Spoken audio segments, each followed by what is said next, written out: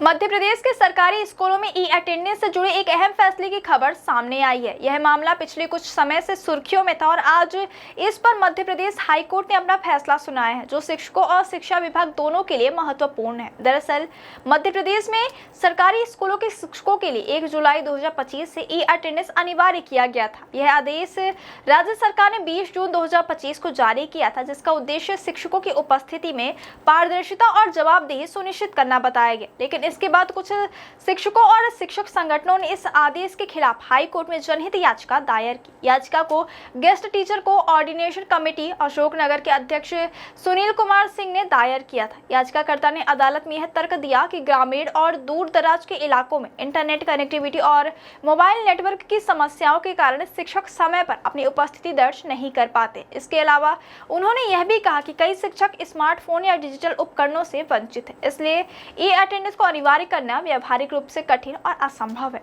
याचिकाकर्ता का यह भी कहना था कि यदि यह आदेश लागू होता है तो ग्रामीण क्षेत्रों के शिक्षक अनुचित रूप से दंड का सामना कर सकते हैं। हालांकि राज्य सरकार की तरफ से अतिरिक्त महाधिवक्ता नीलेश यादव ने अदालत में स्पष्ट किया कि ई अटेंडेंस प्रणाली का उद्देश्य केवल शिक्षकों की उपस्थिति की निगरानी करना नहीं, बल्कि शिक्षा विभाग में पारदर्शिता और जवाबदेही सुनिश्चित करना है। उन्होंने कहा कि यह कदम शिक्षा व्यवस्था को अधिक प्रभावी और जवाबदेह बनाने के लिए उठाया गया है। साथ ही उन्होंने अदालत को बताया कि इस प्रणाली को लागू करने में कोई कानूनी बाधा नहीं है और इसे प्रशासनिक निर्णय के रूप में लागू किया गया है। मध्य प्रदेश हाई कोर्ट ने इस मामले में बड़ा फैसला सुनाते हुए राज्य सरकार की दलीलों को सही माना और शिक्षकों की याचिका को खारिज कर दिया। चीफ जस्टिस संजय सचदेवा और जस्टिस विनय सारफ की डिवीजन बेंच ने स्पष्ट किया कि ई अटेंडेंस प्रणाली पारदर्शिता और जवाबदेही सुनिश्चित करने की दिशा में एक महत्वपूर्ण कदम है। अदालत ने यह भी कहा कि ई अटेंडेंस को लागू करने में किसी प्रकार की कानूनी बाधा नहीं है और यह सरकार का प्रशासनिक निर्णय है, जिसमें न्यायालय की हस्तक्षेप उचित नहीं है। अब प्रदेश के सभी सरकारी स्कूलों के शिक्षक अपनी उपस्थिति केवल ई अटेंडेंस पोर्टल या ऐप के माध्यम से ही दर्ज करेंगे, यानी प्रत्येक शिक्षक को अपनी नियमित उपस्थिति डिजिटल माध्यम से ही दर्ज करनी होगी। हाईकोर्ट ने साफ कर दिया कि यह आदेश पूरे प्रदेश में सभी सरकारी स्कूलों पर लागू होगा और इसका पालन करना अनिवार्य होगा। विशेषज्ञों का कहना है कि यह फैसला शिक्षा प्रणाली में पारदर्शिता और जवाबदेही बढ़ाने की दिशा में एक महत्वपूर्ण कदम है। इससे न केवल शिक्षकों की उपस्थिति को प्रभावी ढंग से मॉनिटर किया जा सकेगा, बल्कि यह छात्रों और अभिभावकों के लिए भी यह सुनिश्चित करेगा कि शिक्षक स्कूल में नियमित रूप से मौजूद है।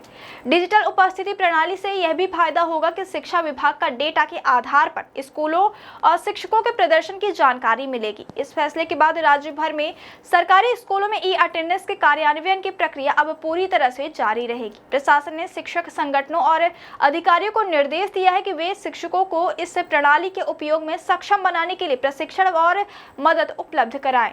हाईकोर्ट ने यह भी कहा कि तकनीकी समस्याओं का नेटवर्क की अस्थायी खामियों के मामले में विभाग अपने स्तर पर समाधान प्रदान कर सकता है, लेकिन ई अटेंडेंस को अनिवार्य रूप से लागू करना रोका नहीं जा सकता। याचिकाकर्ता की तरफ से यह भी तर्क दिया गया था कि ग्रामीण और दूरस्थ क्षेत्रों में कई बार नेटवर्क की समस्या या स्मार्टफोन की कमी के कारण शिक्षक समय पर ई अटेंडेंस दर्ज नहीं कर पाएंगे। हालांकि अदालत ने इस दलील को मान्यता नहीं दी और कहा कि यह प्रशासनिक निर्णय और तकनीकी सुधार के माध्यम से पूरा किया जा सकता है।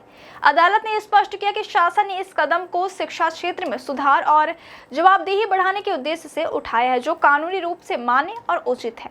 विशेष रूप से यह निर्णय राज्य में डिजिटल शिक्षा और प्रशासन में नई दिशा का संकेत देता है। अब शिक्षकों को न केवल अपनी उपस्थिति दर्ज करनी होगी, बल्कि इसके माध्यम से प्रशासन को भी स्कूल में वास्तविक उपस्थिति और कार्य निष्पादन का सटीक आंकड़ा मिलेगा। इस फैसले से शिक्षा विभाग को यह समझने में मदद मिलेगी किन इलाकों में नेटवर्क की समस्या और किन स्कूलों में तकनीकी मदद की आवश्यकता है।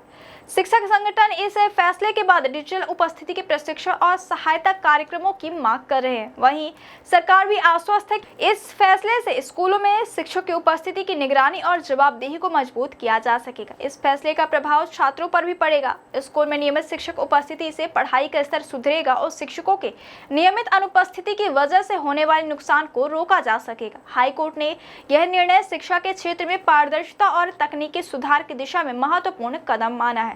इस तरह मध्य प्रदेश हाईकोर्ट का यह निर्णय न केवल शिक्षकों के लिए बल्कि पूरे शिक्षा तंत्र के लिए एक मील का पत्थर साबित होगा।